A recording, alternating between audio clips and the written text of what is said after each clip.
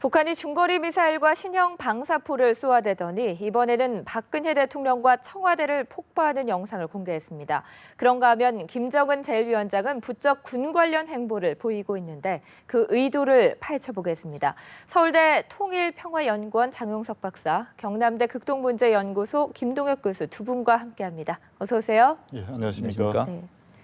북한은 최근 4주째 노동신문을 통해서 박근혜 대통령을 실명으로 비난하는 기사를 내보내고 있는데요. 신문으로는 모자랐는지 이번에는 영상으로 그 수위를 높였습니다. 네, 박사님, 이 영상은 대남 선전 매체인 우리민족끼리 TV를 통해서 공개가 됐습니다. 이런 영상을 공개한 게 좀 이례적인데 의도가 뭐라고 보십니까? 기본적으로 이제 청와대를 겨냥해서 우리 최고 지도자죠. 지도자를 겨냥해서 조정석에 가겠다는 얘기를 한 거기 때문에 그런 점에서 보면 이제 우리 지도부에 대한 공격 의지를 과시한 측면이 있지 않겠나 싶은 생각을 하는데 이게 이제 우리 쪽에서 얘기했던 참수 작전에 대한 북쪽의 어떤 대응 방식 내지는 비난 이런 맥락이 있지 않겠는가 싶은 생각을 합니다. 그래서 우리 쪽에서 이제 참수작전과 관련된 훈련을 공식적으로는 얘기하지 않지만 그 얘기들이 언론에 흘러나오면서 북쪽에서 아주 이걸 강하게 긁어들면서 반발하고 있는 모양이 지금까지 연출이 되고 있는 상황이고 그런 점에서 보면 1차적으로는 이제 우리 지도부에 대한 공격인데 이게 참수작전에 대한 북한식의 맞대응 의미 이런 게 있지 않겠나 싶은 생각을 하고 물론 그 이면에는 이제 기본적으로 그 현재 어떤 자신들에 가해지는 압박, 군사적인 어떤 압박을 포함해서 여기에 대한 반발하는 그런 의미들이 담겨 있지 않겠나 싶은 생각을 합니다. 네. 그런데 앞서 영상에서도 보셨겠지만 그 청와대에 앞서서 미국의 백악관도 폭파하는 장면이 공개가 됐거든요. 청와대면 청와대지 미국 백악관까지 보여준 게 미국도 예외는 아니다 이런 뜻인가요? 어떻게 해석하십니까? 굳이 청와대와 백악관을 이렇게 이번 장면을 분리해서 어떤 의도를 가지고 있다고 보기는 좀 어렵지 않을까 생각합니다. 굳이 이렇게 분리하는 것보다 하나로 엮어서 미국이 독자 제재를 했지만 단순하게 이러한 어떤 그 국면을 독자 제재에 대한 어떤 불만만으로 이렇게 표현하기는 어렵고요. 그래서 한 통으로 이번에 연합훈련을 했고 또 제재 국면에서 이 모든 어떤 상황 국면을 가는 것이 이 미국과 또 이 한국의 책임이다. 이런 책임을 전가하면서 또 너희들의 이러한 어떤 연합훈련에 대한 것과 또 제재에 우리는 굴하지 않고 당당히 맞서서 너희들한테 대응할 수 있다. 이런 어떤 자신감의 발로라고 이제 생각을 합니다. 네, 결국은 한미 연합훈련이나 대북 제재에 대한 맞불 성격으로 이런 영상을 공개했다 이렇게 해석할 수가 있을 것 같습니다. 그 북한은 틈만 나면 미국 본토를 타격할 수 있는 대륙간 탄도미사일 개발에 성공했다 이런 언급을 하고 있는데 북한의 미사일 개발 능력 우리가 두려워할 필요도 없지만 그렇다고 과소평가해서도 좀 안 될 것 같은데 어느 정도 수준이라고 보고 계십니까? 예, 그 북한이 주장하는 지금 현재 미국 본토까지 말하는 그 대륙간 탄도를 발사할 수 있다라고 주장하는 것은 좀 일면 상당히 어떤 과장도 있고 엄포적인 측면이 있다고 봅니다. 그렇다고 해서 이것을 다 무시하고 전면적으로 없다고 보기는 어렵습니다. 지난 2월 달에 인공위성을 발사하겠다는 이제 말을 하면서 이제 광명성을 발사했죠. 이런 측면을 봤을 때 상당 부분 이제 그 장거리 미사일, 대륙간 탄도 미사일의 기술이 있다고 보여집니다만은 가장 또 최근에 보여지는 모습을 보면 좀 우려스러운 점이 좀 있습니다. 최근에 이제 각 매체를 통해서 특히 노동신문이라든가 매체를 통해서 상세하게 보여주고 있는 것이 있거든요. 대륙간 탄도의 미사일에 준하는 KN-8이라는 미사일 그리고 그 탄도 부분 이런 것들을 보여주고 있고 그 탄도 부분이 대기권에 재진입할 때의 그 어떤 방열 기술 같은 것도 실제 그 언론에 공개하고 있다는 측면입니다. 여기서 조금 우려스러운 것은 이때까지 저희들이 그 대륙간 탄도 미사일과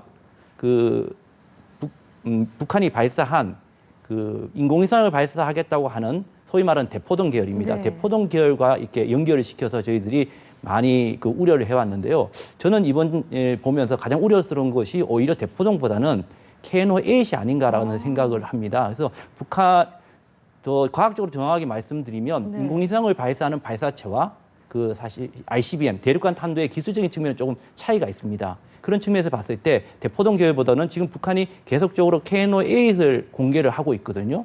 그래서 조금 더 KN-8 쪽에 북한이 자신감을 가지고 또 상당 부분 어느 정도 기술적 어떤 기술적으로 좀 발전된 모습을 갖고 있다는 측면을 가지고 지금 이렇게 모습을 보이고 있다고 생각하고요.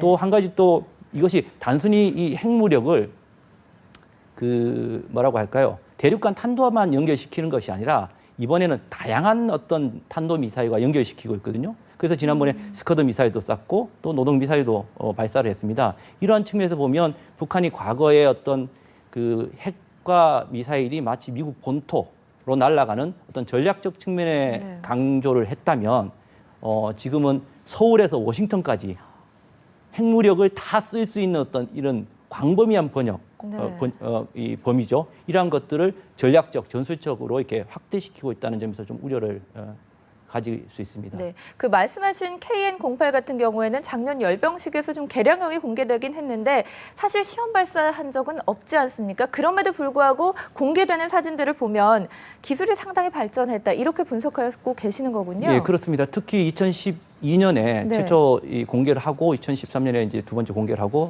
이제 마지막 작년에 공개를 했을 때 최초에 공개했을 때와 2015년에 공개했을 때 모습이 완전히 다릅니다. 그래서 2012년 최초 공개와 2013년 공개 때와 2015년을 보면 확실히 2015년 때는 뭔가 기술적으로 발전이 있었다고 보여지고요. 일단 단수가 3단에서 2단으로 줄었다는 측면에서 상당 부분 어떠면 기술적으로 증가된 부분이 있다고 저는 생각을 합니다. 네. 북한의 미사일 수준을 정확히 파악할 필요가 있을 것 같습니다. 그런데 북한은 도발뿐만 아니라 유튜브나 SNS를 통해서 아주 노골적으로 우리나라를 비난하는 영상들을 올리고 있습니다. 또 우리가 너무나 쉽게 북한의 선전전에 노출되고 있는 상황인데 이것을 차단한 방법은 없는 겁니까?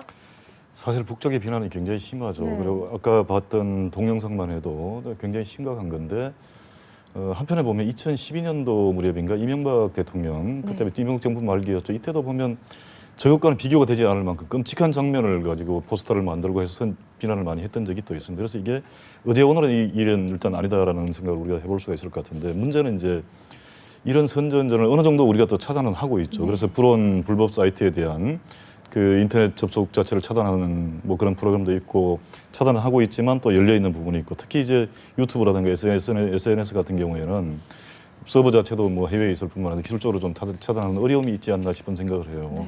그래서 이제 이런 선전물들에 우리가 상당 부분 노출되어 있는 게 사실이다. 근데 사실은 저도 저걸 보면서 느꼈지만은 굉장히 역겨울 정도로 굉장히 좀 심각한 거부감이 생기는 이런 측면들이 또 있지 않나 싶어요. 그래서 그 한편에서는 이런 걸 적극적으로 차단하는 것도 뭐 필요할 수 있지만 오히려 역으로 우리가 생각을 해보면 저렇게 적극적으로 차단하는 것도 필요하지만 저걸 봤을 때 과연 우리 국민들이 어떻게 느낄 수 있는 것인가에 대한 생각도 해봐야 될 것 같아요. 그래서 북쪽의 주장에 우리 국민들이 얼마나 과연 동조할까에 대해 저는 의문이 있다. 이런 점에서 보게 되면 오히려 이제 이 차단도 굉장히 중요한 의미가 있을 수 있지만 남북 간에 방송 예를 들면 시장을 서로 개방하거나 정말 이렇게 해서 좀 적극적으로 공세적으로 좀 한번 우리가 움직여볼 필요성은 없는지에 대해서도 좀 생각해볼 필요가 있지 않나. 그래서 너무 수세적으로만 생각하지 말고 우리 좋은 콘텐츠를 가지고 북쪽 주민들한테 그걸 알릴 수 있는 이런 쪽으로도 한번 생각을 해봐야 되는데 이건 결국 상호주의 문제가 있겠죠. 이런 점에서 차단도 중요하지만 한편에서는 적극적으로 같이 좀 교류할 수 있는 쪽으로 결국 뭐 우리가 이기지 않겠나. 이긴다는 표현이 이상하긴 합니다만은 우리 국민들이 최소한 그 정도 양식은 있지 않겠는가라는 믿음이 좀 있어야 되지 않겠나 싶은 생각 듭니다. 사실 우리가 북한의 실상을 보도를 통해서 다 알고 있기 때문에 저런 걸 보고 좀 동조할 가능성은 거의 없다고 봐야 되지 않습니까? 제가 말씀드렸지만 역겨운 거죠. 역겹고 굉장히 심한 거부감이 들고 이게 뭐 제가 얼마나 표준적인 국민인지는 모르겠습니다만은 우리 국민들의 대다수는 이렇게 느끼지 않겠나 싶은 생각을 합니다. 네. 자, 북한이 지난 21일에 동해를 향해서 신형 발사포 수발을 발사했는데요. 이 현장에 김정은이 참관을 했다고 합니다. 그 김정은이 방사포 발사 현장을 참관해서 만족감을 표출했다라고 보도가 나온 건데 우리 군은 이 북한의 대구경 방사포를 상당한 위협으로 인식하고 있지 않습니까? 그런데 이게 왜 이렇게 위협적인 무기인 건지 자세히 좀 설명해 주시죠. 예, 조금 이번에 신형 방사포, 소위 말해서 300mm 방사포라고 하는데요. 이것을 좀 이제 쉽게 설명드리면 일반적으로 미사일, 탄도미사일 같은 경우에는 탑재 차량에서 이 한 대에서 한 발씩 발사할 수 있다고 생각하시면 됩니다. 그리고 일반적으로 우리가 작은 방사포는 이제 일반적 미사일은 아니지만 이런 이제 작은 것 이 폭탄을 여러 발 발사할 수 있는데 이 두 가지가 합쳐졌다고 생각하시면 되거든요. 그러니까 조금 작은 사이즈의 탄도미사일을 여러 발을 한꺼번에 예, 발사할 수 있는 시스템입니다. 네. 그런데 기존에 갖고 있던 이제 240mm 이 방사포는 이제 사정 거리를 보면 수도권까지를 가 가능하였었는데요. 근데 이번에 300mm 같은 경우는 200km를 날아갔다는 거죠. 그 거리는 지금 보면 평택, 오산, 군산까지 네. 이 사정거리가 되고 있고요. 또 특히 이제 북한은 지난 3월 4일 때 발표할 때 이 방사포에 뭐 핵까지 언급을 했지만 실제 핵까지 아직까지 탑재할 수는 없다고 봅니다. 그러나 다양한 300mm다 보니까 다양한 종류의 탄을 넣을 수 있고요. 또 특히 이것이 위협적인 무기인 가장 큰 이유 중에 하나는 바로 이제 이동성이라는 것입니다. 예, 그리고 이 기존에 있었던 한 200km, 300km 날아가는 것은 주로 스커드 B형입니다. 이 스커드 B형은 액체 연료를 사용하기 때문에 최초 발사에서 최초 이제 발사를 준비해서 발사할 때까지 걸리는 시간이 한 3시간 정도 걸립니다. 액체 연료를 집어넣고 해야 되기 때문에. 그리고 실제 그런 과정 중에서 이제 그런 것이 발각될 수도 있거든요. 근데 이것은 일단 실어놓고 계속 이동을 해서 어디서 어떻게 쏠지를 잘 모르기 때문에 신속하고 은밀하게 또 발사할 수 있다는 점에서 상당히 위협적이라고 할 수 있습니다. 그러나 이제 한 가지 북한이 이번 발사를 하면서 그 마치 그 이제 뭐 명중률이 바늘을 깨듯이 뭐 이런 이야기를 했는데요. 이것은 이제 이때까지 제가 알기로는 네. 상당히 이 신형 방사포는 명중률 이 정확도에 조금 문제가 있었던 것으로 사료됩니다. 그런가요? 네. 이것이 어떤 면 명중률을 여전히 높이는데 좀 어려움이 있다는 것을 북한 스스로 이제 반증하는 모습으로 보입니다. 네.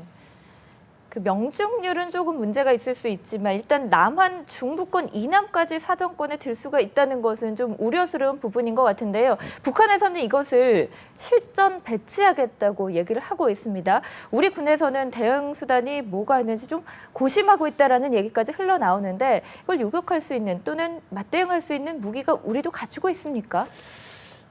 상당히 고심스럽습니다. 네. 저희들이 이제 미사일 방어 체제, 저희 그 KAMD라는 미사일 방어 체제를 만들고 있지만 사실 이것은 탄도 미사일. 그래서 지금 말하는 300mm 방사포를 정확히 말씀드리면 방어할 수 있는 체제는 아닙니다. 그러면 지금 저희들이 갖고 있는 이 구축하고 또 가지고 있고 네. 구축하고 있는 KMD로 이 방사포를 못 막는다고 한다면 결국은 이 날아오는 것을 막는 것이 아니라 쏘기 전에 이것을 미리 방지를 해야 되는 통상 뭐 킬체인이라고도 하고요. 미리 타격을 해야 되는데요.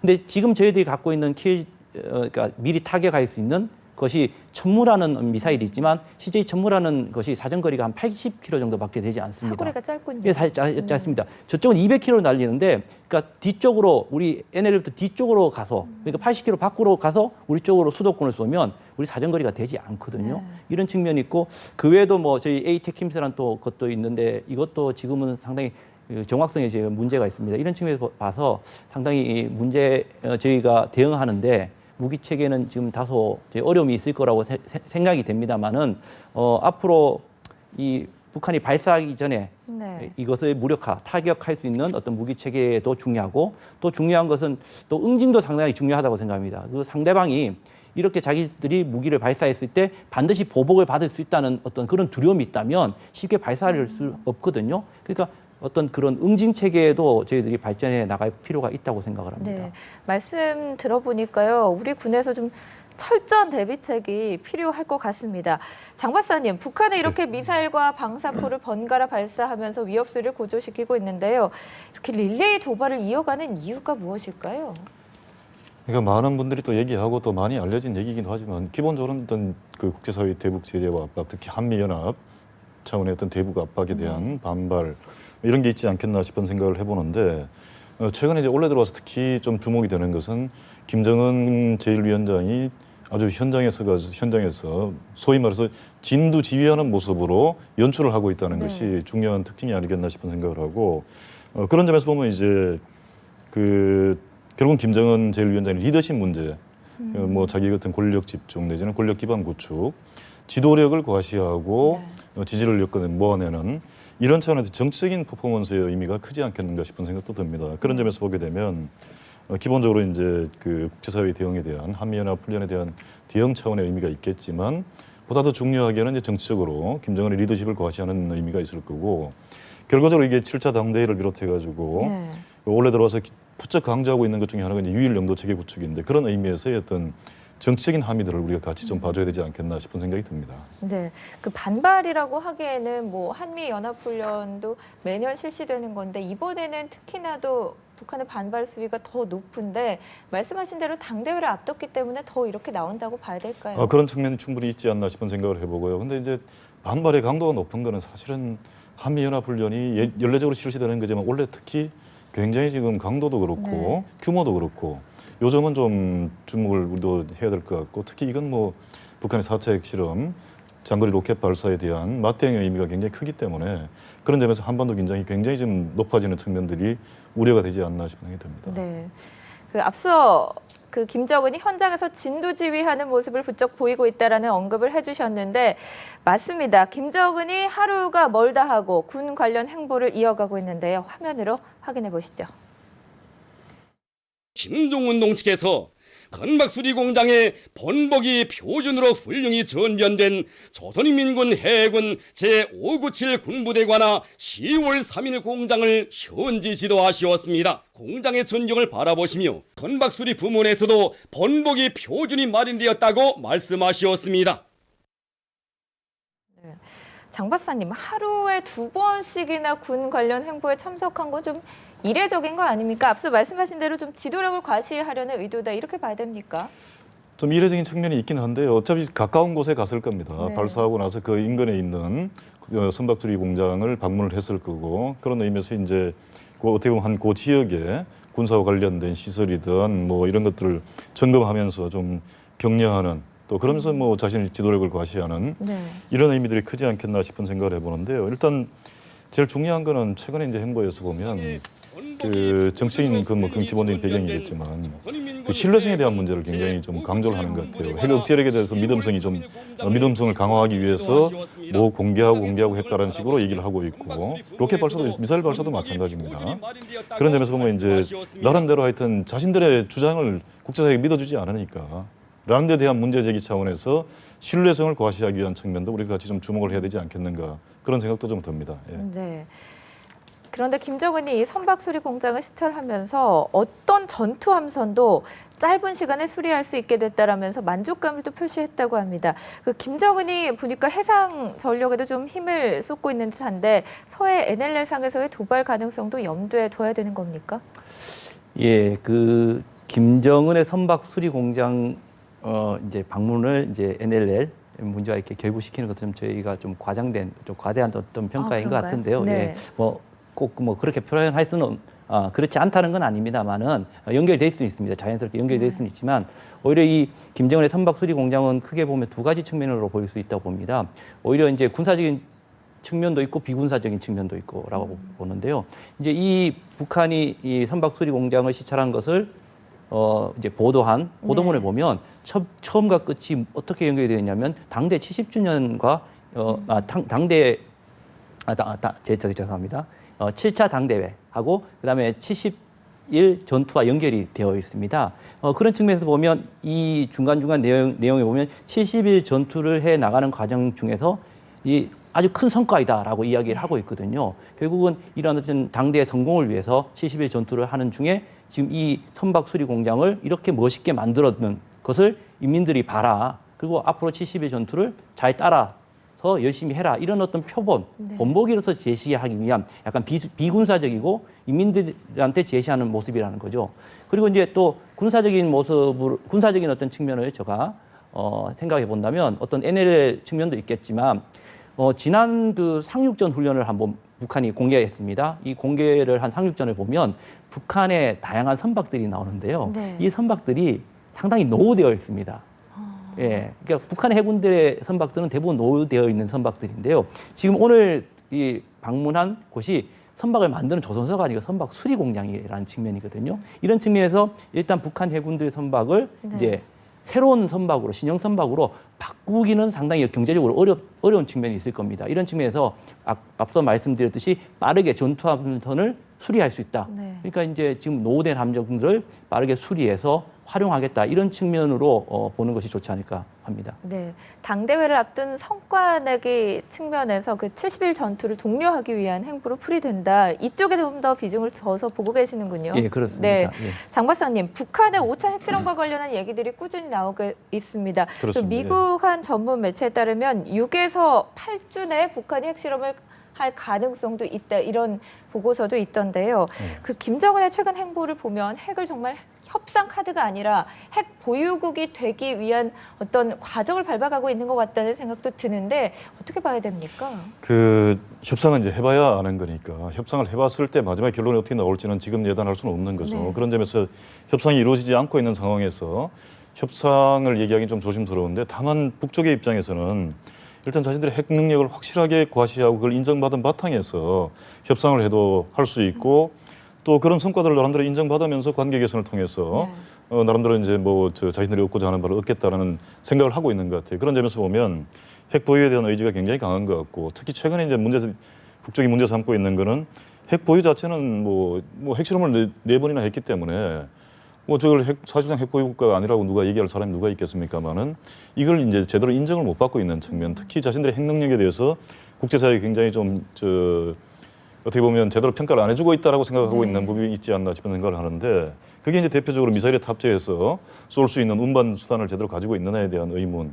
그래서 이제 김정은 제1위원장이 미사일 탑재 관련된 그런 지도도 하면서 이제 관련 자료들을 공개하고 이렇게 했던 건데 그 문제는 그렇게 보면 지금 이제 어떤 북한의 입장에서는 자신들의 핵 능력의 믿음을 보여주기, 신뢰성을 보여주기 위해서라도 추가적인 여러 가지 연구 개발을 포함해서 있지 않겠나 싶은 생각을 하고 또 다른 한편에서는 결국 위협이라는 거는 신뢰성을 상대방이 신뢰성 있게 느껴야 되는 거거든요. 이렇게 되면 이제 그 협상을 하든 뭘 하든 관계가 달라질 수 있는데 이런 측면에서 보면 이제 북한이 핵 능력 개발을 계속하면서 핵 개발을 계속하면서 어떻게 보면 이제 다양한 핵무기들을 개발하고 사용 가능한 핵무기까지도 개발할 수 있는 의지를 가지고 있지 않겠나 싶은 우려도 많이 듭니다만은 최근에 나오고 있는 이제 핵실험은 그런 일반적인 맥락도 의미가 있겠지만 김정은 제1위원장이 3월 15일 날 저 얘기를 했죠. 핵탄두 폭발 실험을 빠른 시일 안에 하라고 지시를 했기 때문에 그에 상응하는 뭔가 조치가 나오지 않겠는가라고 해서 이제 지하 핵실험 얘기가 많이 나옵니다만은 일단 얘기한 게 그냥 누클리어 테스트 핵실험이 아니고 핵탄두 폭발 실험이기 때문에 그런 점 좀 유의해서 이제 보자면 지하 핵실험을 배제할 수는 없지만 그 가능성도 우리가 유의해야 되겠지만 한편에서 이제 소위 핵탄두를 어떤 형태로든지 미사일에 탑재해서 뭐 핵물질을 넣지 않고 할 수도 있습니다. 그럴 가능성이 높겠지만은 하게 되면 발사해서 폭발시키고 자기들이 뭐 원하는 목표와 지지의 고도에서 폭발시킨 다음에 나름대로 이제 자료를 얻고자 하는 시도를 할 수도 있고 그렇기 때문에 핵실험의 가능성을 배제할 수는 없지만 동시에 다른 가능성도 같이 보면서 우리가 좀 그 대응을 해야 되지 않겠는가라는 생각이 듭니다. 네, 북한을 보면 핵 집착을 계속해서 버리지 못하고 있는데 그 동향을 좀 예의주시해봐야 될 것 같습니다. 그렇습니다. 예. 두 분 말씀 여기서 정리하겠습니다. 고맙습니다. 예, 고맙습니다.